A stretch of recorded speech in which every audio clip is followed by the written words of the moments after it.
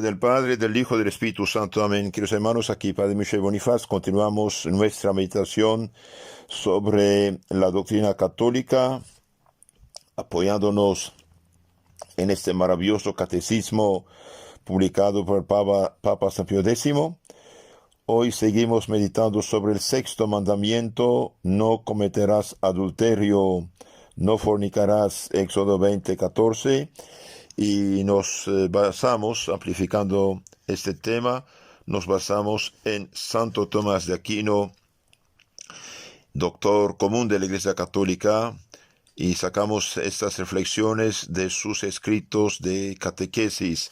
Sexto mandamiento: una vez prohibido, dice el santo, el homicidio, se pasa a prohibir el adulterio, con toda razón, porque marido y mujer son como un solo cuerpo. Serán, dice el Señor, dos y una sola carne. Génesis 2:24. Por lo cual, después del ataque perpetrado contra la vida misma de uno, no hay injuria mayor que la inferida al cónyuge. Muy importante esto. No hay injuria mayor que la injuria inferida al esposo o a la esposa mediante el adulterio. Por eso San Pablo dice: Dios juzgará a los adúlteros. Dios juzgará a los adúlteros. En efecto, en el Deuteronomio 22:22 vemos que Dios da una orden muy dura, muy ejemplar, muy fuerte. Deuteronomio 22:22 dice: cuando un hombre fuera hallado acostado con una mujer casada, entrambos morirán, el hombre que se acostó con la mujer y la mujer. Así extirparás el mal de en medio de Israel. El hombre que se acuesta con una mujer ajena será matado, decía el Antiguo Testamento. Y San Pablo dice algo peor todavía, pero como no se ve, entonces uno no lo toma mucho, no lo toma mucho en cuenta. Dice: cuidado, ni los fornicarios ni los adúlteros heredarán el reino de los cielos. Ni los fornicarios ni los adúlteros, ni los afeminados, ni los homosexuales. 1 Corintios 6:9. Esto, queridos hermanos, no tener vida eterna significa ser castigados eternamente en el infierno.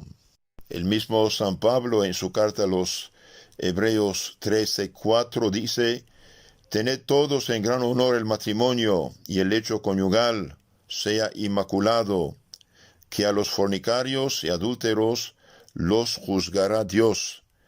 A los fornicarios adúlteros los juzgará Dios. Un juicio muy ejemplar, muy excepcional. Entonces, después del asesinato, no hay injuria mayor que la del adulterio. El adulterio se prohíbe tanto al marido como a la esposa. Y si alguien toma una mujer divorciada, casada por la iglesia, divorciada, separada, también es adúltero. Y la que se junta, la casada por la iglesia, separada, divorciada supuestamente, pero casada por la iglesia mientras vive su esposo, se junta con otro, es también adulterio. Entonces, el adulterio se prohíbe tanto al marido como a la esposa. Sin embargo, hablaremos, dice Santo Tomás, primero del adulterio de esta, pues da la impresión de que su pecado es más grande. 3 pecados graves comete la mujer adúltera. Se insinúan en el texto que sigue: toda mujer que abandona a su marido, primero ha sido incrédula a la ley del Altísimo. Segundo, ha dejado a su esposo. Y tercero, ha cometido adulterio y se ha procreado hijos de otro hombre. Eclesiástico 23, 32, 33. En primer lugar, dice Santo Tomás, por tanto, peca de incredulidad, puesto que es incrédula a la ley. Dios, en efecto, ha prohibido el adulterio. Al propio tiempo obra contra el ordenamiento divino. A los que Dios ha unido, no los separe el hombre. San Mateo 19:6. A los que Dios ha unido, no los separe el hombre. Entonces, él adulteró, el disque divorciado, separado o separada, que se junta con otra persona, es un incrédula, no respeta la ley de Dios. Asimismo, peca también el adúltero, la adúltera peca contra las instituciones de la iglesia, contra el sacramento. El matrimonio se celebra ante la iglesia de Dios y por ello se pone a Dios como testigo y garante de la futura fidelidad. Se casa por la iglesia, se bendice en nombre del Padre, del Hijo y del Espíritu Santo para tomar a Dios como testigo y garante de la futura fidelidad. El Señor ha sido testigo entre ti y la esposa de tu juventud, a la que has desdeñado, hombre adúltero. Malaquías 2:14. El pecado pues va contra la ley, contra las instituciones y contra el sacramento de Dios. En segundo lugar, la adúltera peca de traición porque deja a su esposo.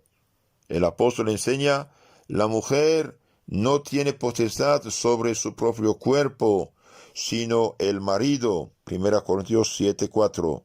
Hasta tal punto que ni aún castidad puede observar sin el consentimiento de su esposo. Por lo que, si adultera, comete traición al entregarse a otro, como el criado que se dedica a servicio distinto del de su señor. Ha dejado al caudillo de su juventud y se ha olvidado de la alianza de su Dios. Proverbios 2:17. En tercer lugar, peca de robo, pues procrea para sí hijos de un extraño. Es este el robo más grande, porque adjudica toda la herencia a hijos ajenos. Esta mujer habría de procurar de esos hijos entregarse en religión u otra solución satisfactoria, de forma que no heredaran a su marido. En resumen, dice Santo Tomás, la esposa adúltera es sacrílega, traidora, ladrona. Esto dice Santo Tomás acerca de la mujer adúltera. Sacrílega, traidora, ladrona, infiel a la ley de Dios. ¿Y qué dice acerca del marido adúltero?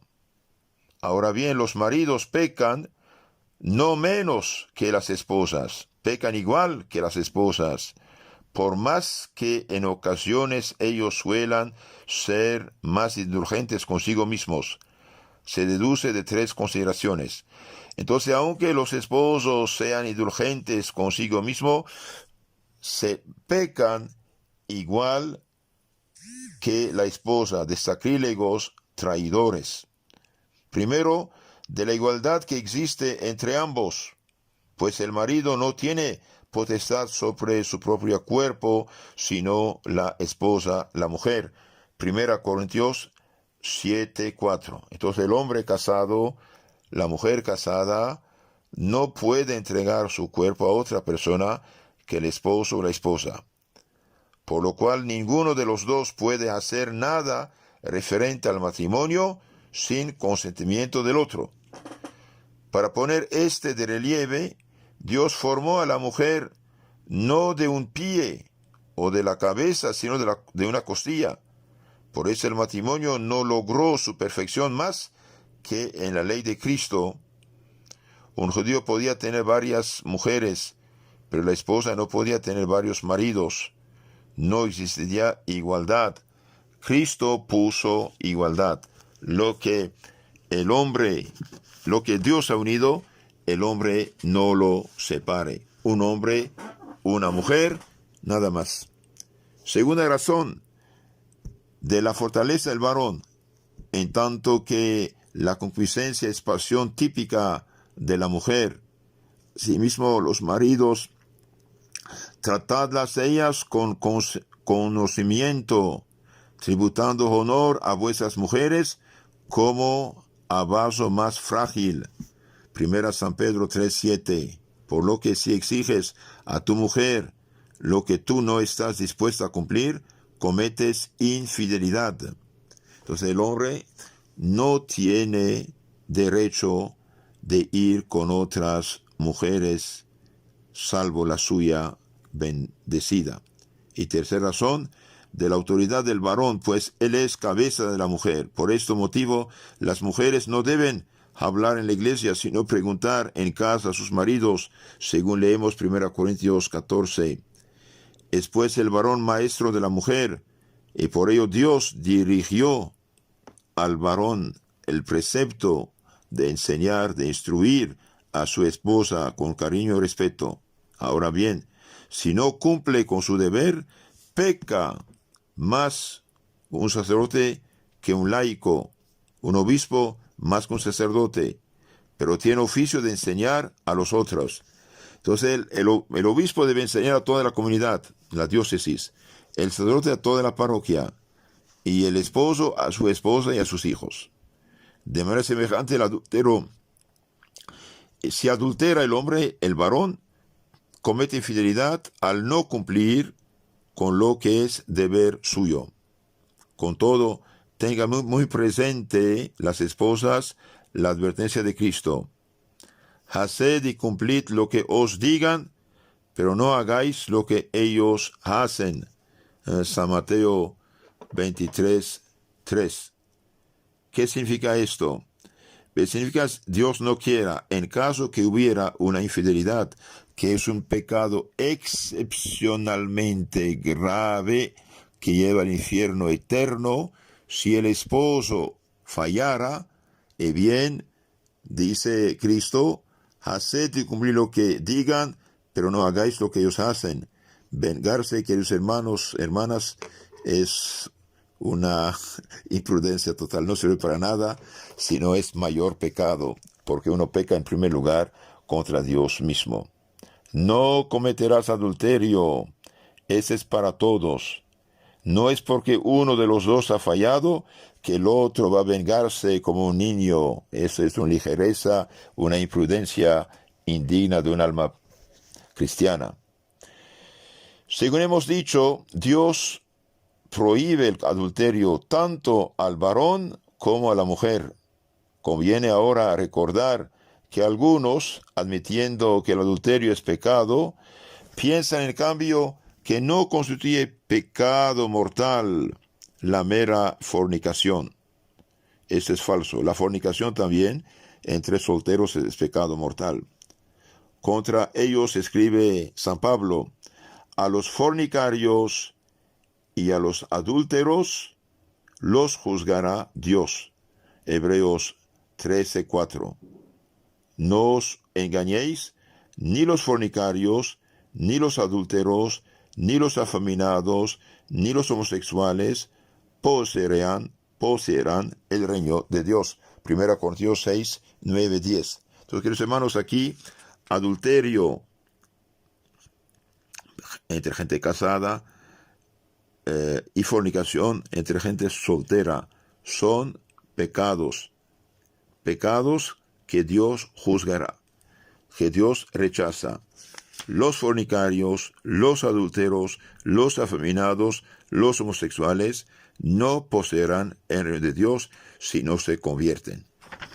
Pero de este reino nadie queda excluido más que por pecado mortal. Luego la fornicación lo es también. Entonces hay gente que dice el adulterio sí está mal, pero la fornicación no. No, es falso. Los dos son mal y los dos están excluidos del reino de los cielos.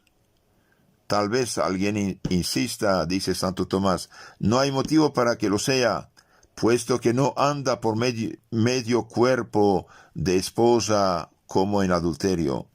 Respondo que si no hay cuerpo de esposa, sí hay cuerpo de Cristo, el que os dio y se os consagró en el bautismo. En efecto, todo fornicario profana su cuerpo que fue consagrado por el bautismo. Por siguiente, si nadie debe inferir injuria a una esposa, mucho menos a Cristo. ¿No sabéis que vuestros cuerpos son miembros de Cristo? ¿Y voy a coger yo los miembros de Cristo y hacerlos miembros de una prostituta? De ningún modo, dice San Pablo, 1 Corintios 6:15. Es herético afirmar que la mera fornicación no constituye pecado mortal. Aquí Santo Tomás rechaza las herejías de los que dicen que adulterio sí es pecado, fornicación no. No dice. Decir esto es una herejía y una mentira, puesto que San Pablo dice ni adúlteros, ni fornicarios, y mucho menos afeminados homosexuales, irán al reino de los cielos. Resumiendo, en el mandamiento no cometerás adulterio, queda prohibido no solo sino toda satisfacción carnal fuera de matrimonio. Entonces, cuando en el mandamiento no cometerás adulterio, Éxodo 20:14, esto dice sagrado texto, eso significa no dar satisfacción al cuerpo ni con gente casada ni con gente soltera. Solamente esto entra en plan de Dios, con la bendición de Dios en el matrimonio. Ha habido otros, por el contrario, que han sostenido que la unión conyugal nunca está exenta de pecado. Es también herético. Hay gente que piensa que el hecho de ser casado es pecado. No, es falso. El matrimonio es un medio de santificación de los esposos, comunicación de la vida para poblar la tierra y el cielo. Dice el apóstol, el matrimonio sea tenido por todos en gran estima y el lecho conyugal sea inmaculado. Hebreos 13:4. Tal unión unas veces no solo está exenta de pecado, sino que comporta méritos de vida eterna para los que viven en caridad. Otras veces constituyen pecado venial y otras ocasiones finalmente pecado mortal. Con otras palabras, cuando los esposos cumplen con su deber de esposos, hacen obra de Dios en su intimidad, merecen vida eterna. Otras veces, cuando exageran o hacen cosas que no, pecado venial. Y cuando van contra el plan de Dios en su matrimonio, como Onan, por ejemplo, Génesis 38:9, que no quería tener hijos, derramaba su semen fuera de la esposa, esto es pecado mortal. Queridos hermanos, por esa razón, cuidado, todo lo que va contra la finalidad del matrimonio, es pecado mortal, que sea interrupción del acto conyugal, que sea inyecciones, pastillas, condón, cobre, todo esto va contra la finalidad del plan de Dios y por lo tanto, en lugar de santificarse en esta acción, los esposos pecan mortalmente. Por eso hay tantos problemas en las familias. En lugar de santificarse, la gente egoísta y bastante tonta quiere aprovechar de un don de Dios, pero contra el plan de Dios. Ahí está el pecado y el mal. Santo Tomás dice, también sigue diciendo, cuando se realiza con la intención de tener hijos, es un acto de virtud. Entonces, la unión conyugal entre los esposos, cuando se realiza con la intención de tener hijos, es acto de virtud. Cuando se lleva a cabo en respuesta a la petición del cónyuge, es incluso un acto de justicia. Cuando uno de los esposos quiere tener intimidad y el otro no quiere, pero accede, es acto de justicia. Justicia. ¿Por qué? Porque este es el contrato conyugal. Uno se da al otro. Cuando por simple goce carnal es pecado venial, siempre que no sobrepase las fronteras del matrimonio.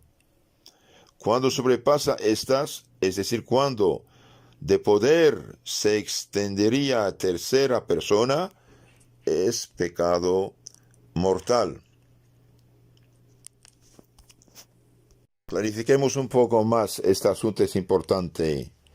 Entonces, cuando los esposos tienen sus relaciones con la intención de hacer obra de Dios, poniéndose en la mano de Dios, y si hay hijos bienvenidos, es acto de virtud. Cuando se lleva a cabo en respuesta a la petición del otro cónyuge, es incluso acto de justicia y caridad. Cuando por simple gozo carnal es pecado venial, siempre que no sobrepase las fronteras del matrimonio. Y aquí tenemos una nota que dice, cuando solo el acto conyugal se realiza solo exclusivamente por el puro placer sensual, sin intención de tener hijos, y se excluyen los hijos, se excluyen deliberadamente, ahí es un acto desordenado. Por ejemplo, hoy muchas familias pudiendo tener varios hijos, utilizan el ritmo natural con la intención de no tener hijos, pudiendo sin ningún problema tener hijos. Ahí esto no es católico, esto realmente es un egoísmo puro. Y no dudo en afirmar que hay pecado en esto, ¿no? Esto no es serio ni cristiano. Una familia cristiana pudiendo tener hijos no los tiene a propósito y quiere usar del matrimonio, pero contra el plan de Dios es egoísmo. Santo Tomás sigue diciendo, por muchas razones se prohíben el adulterio y la fornicación. En primer término, porque matan el alma. El adúltero, por empobrecimiento de su corazón, perderá su alma. Proverbios 6:32. Dice pues, por empobrecimiento de su corazón, el cual tiene lugar cuando la carne domina el espíritu. La carne domina el espíritu. En segundo lugar, priva de la vida. Los que lo cometen según la ley deben morir, conforme leemos en el Levítico 20 y el Deuteronomio 22. Si a veces no reciben castigo corporal, peor para ellos, porque ese castigo sobrellevado pacientemente contribuye al perdón del pecado. Serán castigados en la vida futura. Entonces, en el Antiguo Testamento, el adulterio estaba castigado de muerte. Quizás esto podía provocar el arrepentimiento y salvación. Ahora, como ya no hay esos castigos corporales, la gente piensa ser libre de hacer lo que quiere, es peor para ellos porque ponen en riesgo su alma de la perdición eterna. En tercer lugar, arruina la hacienda. Del hijo pródigo se cuenta en el capítulo 15 de San Lucas que derrochó su fortuna viviendo perdidamente. No entregues en medida alguna tu alma a prostitutas para que no te pierdas a ti mismo y tu herencia, tu patrimonio. Eclesiástico 9:6. En cuarto lugar, significa la deshonra para el hijo. Los hijos de los adúlteros no llegarán a colmo. La descendencia del hecho culpable será exterminada. Si viven largos años, en nada serán tenidos sin honor. Sabiduría 3:16-17. De otra manera, vuestros hijos serían impuros, pero ahora son santos, dice San Pablo, a los casados como Dios manda. 1 Corintios 7:14. Tampoco alcanzan honores en la iglesia si ésta llega a admitirlos como clérigos sin merma de su prestigio. En quinto lugar, priva de la honra particularmente a la mujer. La mujer que se prostituye será hollada como estiércol del camino. Eclesiástico 7:10. Entonces la mujer que se entrega a otros varones, otro varón, será hollada como estiércol del camino. Del varón se dice, bochorno y deshonra acumula, y su vergüenza no se borrará. Proverbios 6:33. Puntualmente, el Papa Gregorio Magno dice que los pecados de la carne, siendo menos grave que los del espíritu, acarrean mayor infamia que estos. La causa estriba de que aquellos ponen al hombre al nivel de los animales. Queridos hermanos, la fornicación, el adulterio y peor todavía el homosexualismo ponen el hombre al nivel de los animales. El hombre, hallándose en situación de honor, no lo comprendió. Se comparó con las bestias estúpidas y se hizo semejante a ellas. Salmo 48:21. Terminamos este asunto del sexto mandamiento. En el capítulo 7 de la primera Corintios, San Pablo dice, bueno es al hombre no tocar mujer, mas para evitar la fornicación, tenga cada uno su mujer y cada uno una su marido. Entonces, queridos hermanos, San Pablo alaba la virginidad,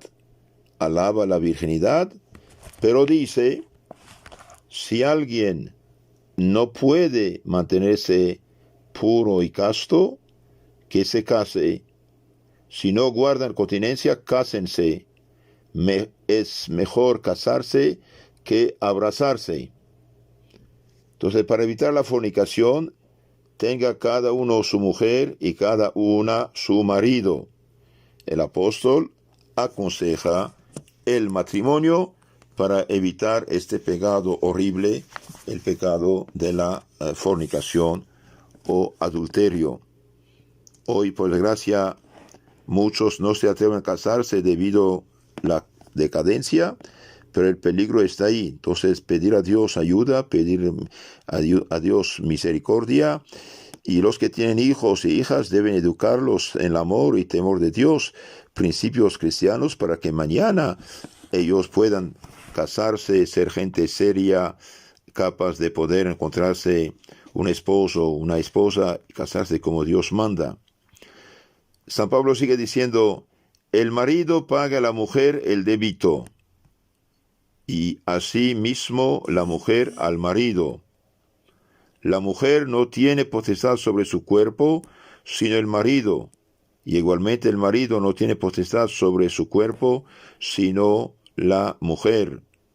No os privéis recíprocamente, a no ser de común acuerdo, por algún tiempo para entregarse a la oración, y después volved a cohabitar, no sea que os tiente Satanás por medio de vuestra incontinencia. Entonces aquí dice San Pablo a las personas casadas que el marido pague a la mujer el débito conyugal, es decir, cuando su esposa necesita de su cariño, de su intimidad, debe corresponder y es acto de justicia. Y la mujer debe también aceptar lo que pide su esposo. La mujer no tiene potestad sobre su cuerpo, sino el marido. Igualmente el marido no tiene potestad sobre su cuerpo, sino la mujer. No deben negarse uno a otro, no deben privarse unos a otro, sino de común acuerdo por un tiempo para entregarse a la oración y después volver a cohabitar para que no sean tentados por Satanás por medio de la incontinencia. Entonces las personas que se niegan uno a otro, bien son injustas, pueden causar destrucción de su familia por no saber estas cosas. Esto está primera carta a los Corintios 7, 1 a 9. Ahí San Pablo habla de estos temas. Entonces terminamos con lo que dijo Santo Tomás, lo insisto sobre el tema porque es importante. Los esposos, cuando están en su intimidad, bien realizan su intimidad con la intención de tener hijos, bien hacen un acto de virtud, se santifican. Cuando se lleva esta intimidad a cabo en respuesta a la petición del cónyuge, es acto de justicia. Acabamos de verlo, 1 Corintios 7, 3 y 4. Entonces, cuando se lleva a cabo en respuesta a la petición del otro cónyuge, es acto de justicia y también de caridad, porque protege al esposo contra el pecado, la infidelidad. Y cuando sobrepasa estas, es decir, cuando de poder se extendería a tercera persona, bien es pecado mortal. Entonces, cuando va con otra persona, aunque sea de pensamiento, es pecado mortal. Y también dice, cuando tiene relaciones por simple gozo carnal, es pecado venial, siempre que no sobrepasa las fronteras del matrimonio. Un ejemplo, cuando el acto conyugal se realiza exclusivamente por puro placer sensual, como cuando ocurre en el comer, cuando uno come con excesiva voracidad, dice, es acto de pecado venial. Y los que, ya lo dijimos, se cuidan, como dicen, es decir, usan su matrimonio, pero van contra el plan de Dios, que es comunicación de la vida, que sea interrupción del acto conyugal.